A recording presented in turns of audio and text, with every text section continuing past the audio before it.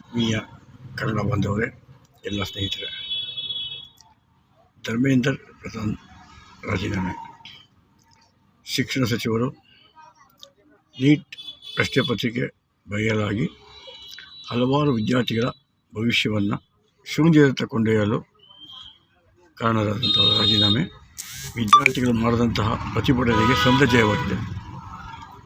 Cockroach Janata party ಅಂದರೆ ಜಿರಳೆಗಳ Janata party ತಿಳಿಸ್ಕೊಳ್ತಕ್ಕಂಥ ಒಂದು ಸಣ್ಣ ಪಕ್ಷ ಇವತ್ತು ಯಾವ ಮೇಲ್ಮಟ್ಟದ ಜಯ ಸಾಧಿಸಿದೆ ಅಂದರೆ ಅದು ಜಿರಳೆಗಳ ಜನತಾ ಪಕ್ಷ ಅಲ್ಲ, ಅದು ಸಿಂಹಗಳ ಜನತಾ ಪಕ್ಷ ಅಂತ ಹೇಳಲಾಗಿದೆ. ಸತ್ಯಕ್ಕೆ ಯಾವತ್ತು ಕೆಲವು ನಿಶ್ಚಿತ ಅದಕ್ಕೆ ಇದೇ ಸಾಕ್ಷಿ. ಇನ್ನಾದರೂ ಕೇಂದ್ರ ಸರ್ಕಾರ ಮಲತಾಯಿ ಧೋರಣೆ ಬಿಟ್ಟು ಮಕ್ಕಳ ಭವಿಷ್ಯದತ್ತ ಗಮನ ಕೊಡಲಿ. ಇಂದಿನ ಮಕ್ಕಳೇ ಮುಂದಿನ ಜನಾಂಗ. So I request all the political parties, don't play with the children and the youth people. They are the next generation of our country.